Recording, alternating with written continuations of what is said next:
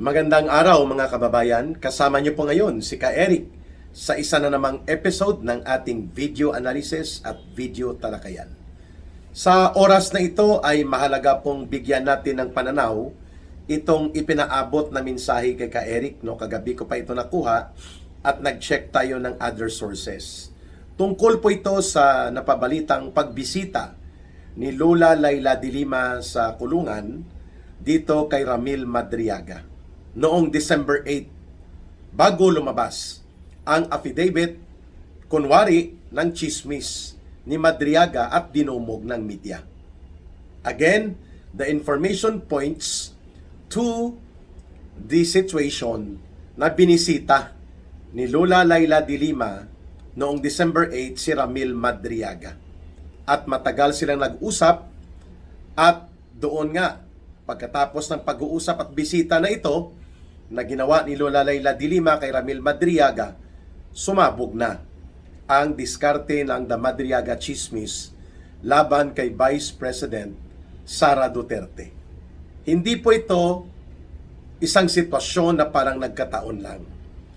Ang pagkakaroon ng isang orchestrated, well-financed, and highly organized na special political operations to demolish ang mga Duterte, lalo na po, hindi lamang si Pangulong Rodrigo Duterte, kundi lalo na ngayon sa kalagayan na ang natitirang balakid sa gustong mangyari ng mga yellow and pink zombies, mga komunistang terorista at mga hilaw na komunistang grupo nila na magkakapareho pong layuning durugin at mapigilan ang panunumbalik ng isang malakas ang loob na uri ng panggobyerno, kagaya po ng pagkakaroon ng isang prospects na naman ng Duterte leadership under Sara Duterte na siya ngayon ang Vice President.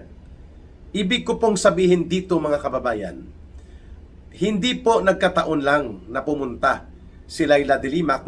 Consider this as verified information. Nakausap ko po ang isa sa jail guards doon sa Camp Bikutan, sa Bagong Diwa, at itinuturo nga itong pagkakataon ng December 8, kung saan ito rin po ang paglantad at pagpasambulat nila ng diskarte ng The Madriaga Chismis laban kay Vice President Sara Duterte.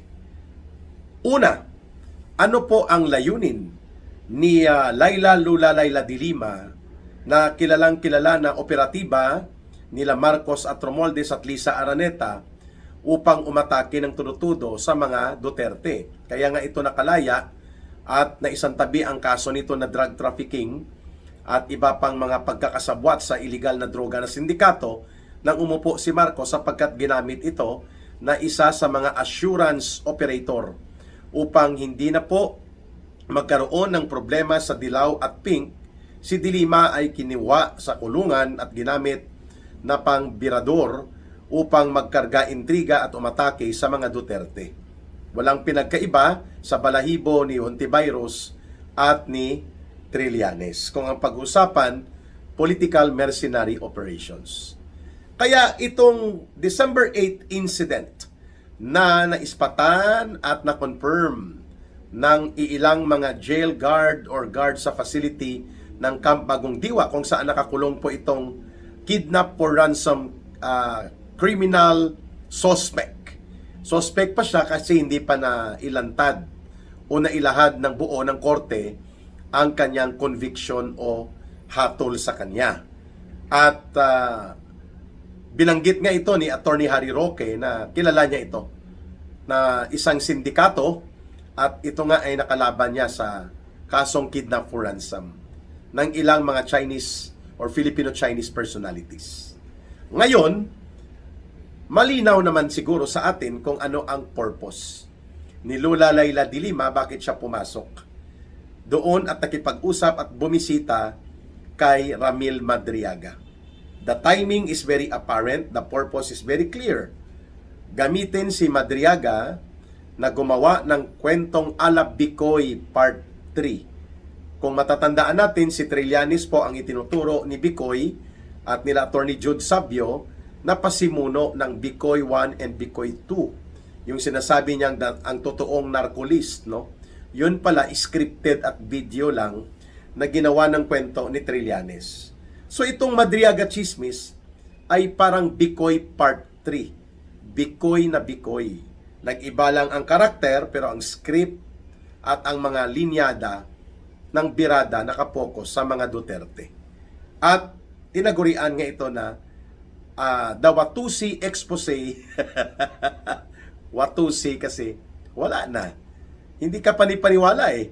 Sinungaling na, kriminal pa ang intensyon.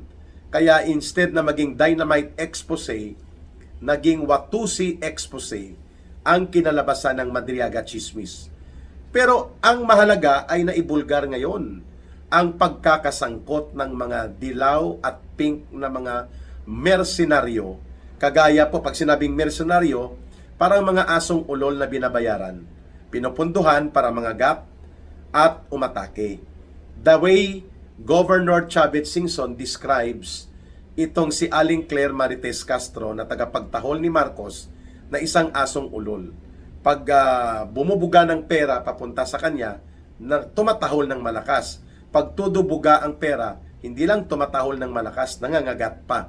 Exactly the way kung papaano ginagawa nila Trillanes, Hontiveros, Boy Tartar, No Toothbrush, Ronald Lamas, at ni Lola Layla de Lima.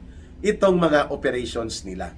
Akala nila mababaw ang pagkakaunawa o tanga o bobo ang mamamayang Pilipino.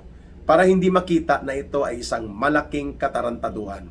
Bicoy na Bicoy, ang totoong narkolista, pati ang anak ni Pangulong Duterte na si Kitty, na during that time, I think was only 16 years old, idinamay pa nila Trillanes sa kanyang Bicoy story na ultimately, naibulgar din po. So, si Layla de Lima, ang representante ng Yellow Pink Zombies na mga oportunistang mersenaryo na pinupunduhan ni Martin Romualdez at nila Marcos at Lisa Araneta para gumawa ng final touches kung papaano ilabas ang kwento ng chismis na tinaguri ang supposedly dynamite expose na naging Watusi expose.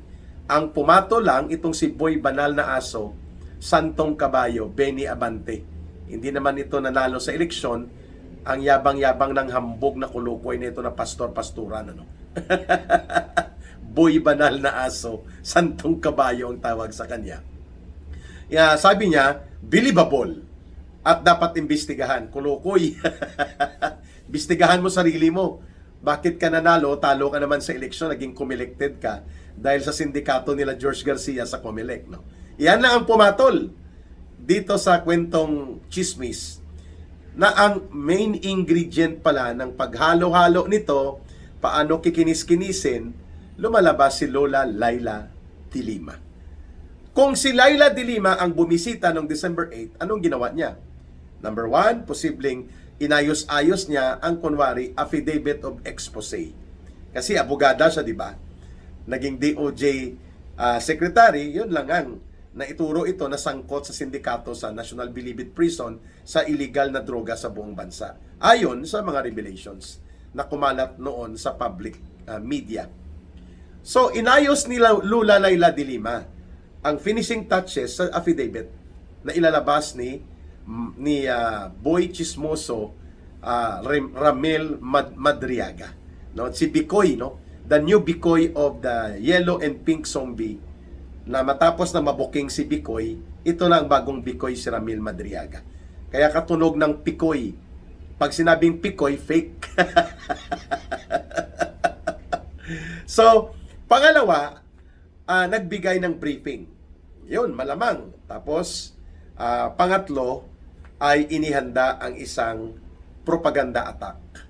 Kaya nga, ang dumumog dito sa Madriaga Chismis na isang Watusi expose, Watusi, naging puspuro, no? Naging dad. Kung sa Granada, dad. No? Walang sabog, no? Gumanon lang, mga kababayan. Si Layla de Lima ang nag-finishing touches. Kung Layla de Lima was confirmed to be there sa Camp Bagong Diwa at nakipag-usap ng matagal kay Madriaga, ayon sa mga ulat na tatanggap natin ngayon, ay nagpapakita na all along it was a premeditated. Pag sinabi pong premeditated, planado, pinaghandaan. At hindi naman pwedeng gumalaw si Lola Layla de Lima at ang mga mercenaryong ito kagaya ni Hontiveros, ni Boy Tartar, No Toothbrush Ronald Lamas, at nila Trillanes kung hindi po yan nauutusan at nakukumpasan at napupunduhan nila Marcos at Lisa Araneta at nila Romualdez. Yan po ang totoo dyan. Huwag na po tayong patumpik-tumpik o mag-alangan pa. Ganyan talaga ang kalakaran ng mercenary operations na ito. May pundo po ito. Kaya premeditated, well-planned ito. At mabuti na lang ay mayroon pong mga matitino na mga jail officers na nandun po sa facilities na ito, kung kaya na ibubulgar that Layla de Lima visited Madriaga and made a talk with him bago ipasabog nila ang kanilang Watusi expose laban kay Vice President Sara Duterte. Pangalawang punto kung bakit natin ito tinalakay. Dispirado na po ang yellow and pink zombie sapagkat pabagsak ng pabagsak, palubog ng palubog ang gobyerno ni Marcos. Mawawala po ang kanilang benefactor o tagapagpundo, tagapagprotekta at ginagamit nila sa kanilang maruruming laro sa politika kapag napalaya sa poder si Marcos at sila Romualdez pati sila Lisa Araneta. Mapuputol po ang kanilang benepisyo. The way itong CPP, NPA, NDF, Urban Operatives, no, na kagaya po nila Teddy Casino, nila Cristina Conte, ay aligagang-aligaga sila na baka pumalit at nababahala sila baka umakyat bilang Pangulo ng bansa kapag nagkataon sa tulak ng mamamayang Pilipino sa isa na namang people power ang isang Sara Duterte. At mawawala ang padrino nila, ang santo-santuhan ng mga komunistang terorista, ng mga hilaw na komunista, at nitong mga yellow pink zombies, mawawala po ang kanilang padri-padrinuhan at santo-santuhan na si Marcos Jr. Ayan. Kaya, todo larga. Iba't ibang anggulo, dumog ang taktika at ang kanilang approach ay tinatawag po yan na pintakasi o tulong-tulungan ka upang durugin ka. Yan. May nakaligtaan lang itong sila Lola Layla de Lima na kapag evil intention ang bitbit mo, magkakaroon ng pagkakataon na ito ay magkaroon ng leak. Lalagos po at lalabas talaga ang katotohanan no matter na ito ay pinagtatakpan at pinapalusutan mo. Kaya ito, sagutin mo ito, Lola Layla de Lima, anong ginawa mo noong December 8 doon sa Camp Bagong Diwa sa Bikutan nang ikaw ay sinabihang binisita mo itong si Ramil Madriaga bago sumambulat ang iskandalo patungkol dito sa tinatawag na Bicoy Part 3 the Madriaga Chismis na malisyuso at buong kasinungalingang umaatake laban kay Vice President Sara Duterte as a prelude o paghahanda sa inyong malaking operations na nag-file kayo ng plunder case sa ombudsman kahit alam ninyo na ito ay mali at walang batayang legal sa konstitusyon sapagkat ang Vice President can only be removed sa mga dahilan na nakasaad sa konstitusyon. Ano po yun? Resignation, death, mamamatay siya, mag-resign siya, or incapacity. Ibig sabihin po, hindi na siya makakagalaw, naparalisa siya, hindi na siya makapagsalita, hindi na rin siya makapunction. Incapacity. At ang pang-apat, impeachment conviction. Ayun. So wala doon ang pag-file nyo ng kaso na yan. Inutil yan. Propaganda yan, pero pangyanig atake yan kasabay ng inyong Bicoy Part 3 na Madriaga Chismis. Na ngayon ay nailalantad, ikaw pala ang nagbigay ng finishing touches sa Madriaga Chismis. Ayun. Na booking. At nandun din po sa Camp Bagong Diwa sa Bikutan ang mga komunistang pamunuan ng mga teroristang grupo ng CPP, NPA, NDF. Nakakulong doon si Vic Ladlad. na mga taga Central Committee, si Adelberto Silva, si Ray Casambre, itong si Villarico, mga taga Central Committee ito. Malamang binisita din ito ni Lola Laila de Lima o dumaan din siya dito. Pero ayon sa gwardiya o jail officer na nakausap natin doon, ay kinausap niya ng matagal si Ramil Madriaga nito ni Lola Laila de Lima.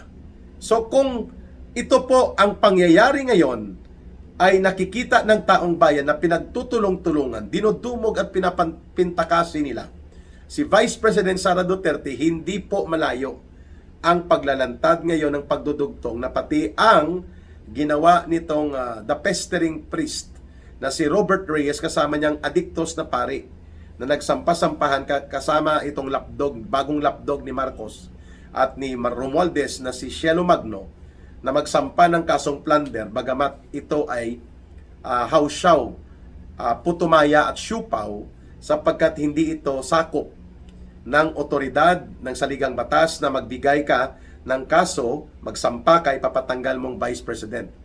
Hindi po yan nakasaad sa saligang batas. Mababasura lang ito. Ito ay mga gimmick kasabay ng Bicoy Part 3 na Madriaga Chismis. Pero ang big plan nila, kasama ang mga komunistang kaalyado nila, nila Marcos, nila Romualdez at nila Lisa, is ito tuloy ang Part 2 sa kanilang mapangwasak na special political operations na impeachment sa darating na February 2026. So they are laying the grounds right now.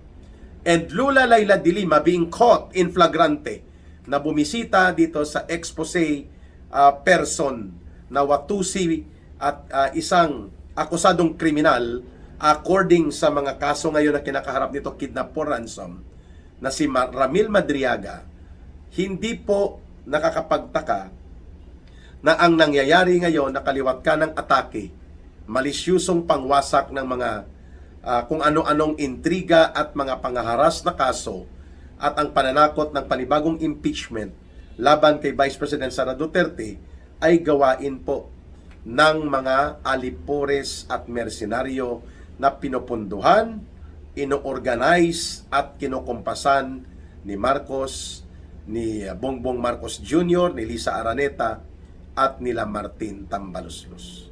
Sila po, ito pa rin ang grupo na nagpadukot kay Pangulong Rodrigo Duterte upang ma-eliminate ang physical presence ni former President Duterte sa Pilipinas dahil takot na takot sila sa isa na namang Rodrigo Duterte na pwedeng mag-inspire at magpakilos ng milyong-milyong mamamayan upang labanan, tutulan at itakwil ang nabubulok na gobyerno ni Marcos at nila Romualdez. At mawawalan po ng padrino, sponsor at benefactor at financier itong mga oportunistang grupong mapangwasak sa ating lipunan, ang CPP, NPA, NDF, ang mga urban operatives nila, ang mga hilaw na komunistang mapagkunwari kagaya ng grupo ni Boy Tartar, No Toothbrush, Ronald Lamas, ni Risa Hontiveros na BFF niya, ang mga yellow pink zombies na grupo ni Dilimao at nila Trillanes. Lahat ng ito po ay proven in history na tagapagsulsol ng pagkakawatak-watak ng mamamayan, tagapagtaguyod ng mapangwasak na mga pananaw at mga politikang marumi.